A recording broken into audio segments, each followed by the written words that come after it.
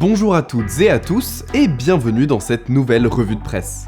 Au programme ce mois-ci, record de collecte de l'assurance vie sur les 4 premiers mois de l'année, l'assurance emprunteur est plus facilement résiliable et une retraite sur 7 est sous-évaluée d'après la Cour des comptes.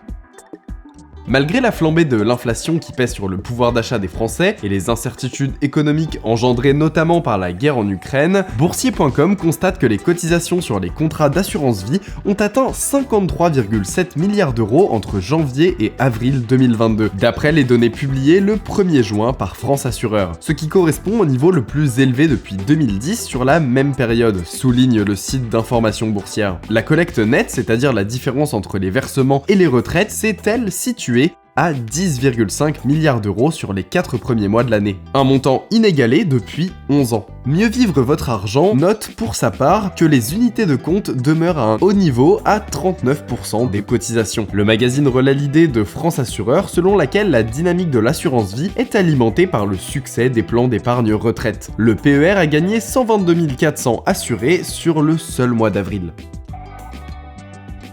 Le journal du net rappelle qu'une réforme de l'assurance emprunteur permet désormais de résilier à tout moment et non plus à la date d'anniversaire. Le JDN précise que pour l'instant, la résiliation à tout moment ne concerne que les nouveaux contrats conclus depuis le 1er juin 2022. Il faudra attendre le 1er septembre prochain pour que tous les contrats d'assurance emprunteur puissent en bénéficier.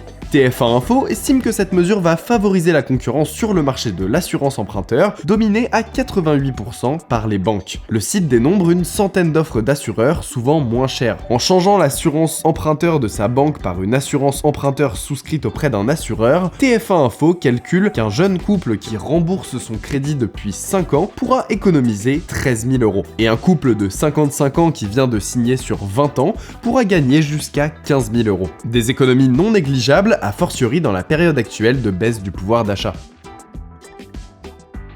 Le Point s'alerte sur le fait qu'un dossier de liquidation des droits à la retraite de base sur 7 contient des erreurs, selon le dernier rapport de la Cour des comptes sur la branche vieillesse de la sécurité sociale. Causé le plus souvent par des mauvaises déclarations des employeurs et par des oublis de trimestre par la caisse des retraites, ces erreurs pénalisent aujourd'hui 3 assurés sur 4, souvent jusqu'au décès, déplore l'hebdomadaire. La Cour des comptes estime le montant de ces erreurs à environ 70 millions d'euros sur les 5,8 milliards d'euros de retraites versées en 2021. Capital souligne que les dysfonctionnements chez les indépendants se sont accrus. La fréquence des erreurs financières s'est dégradée en 2021, passant de 2,9% en 2020 à 3,9% en 2021, relève le magazine économique. Depuis la disparition totale du RSI en 2020, c'est la CNAV qui gère désormais la retraite des artisans et des commerçants. Un passage de relais qui expliquerait, selon la Cour des comptes, l'augmentation du taux d'erreur. C'est tout pour cette nouvelle revue de presse, on se retrouve très vite pour un nouveau point sur l'actualité des finances.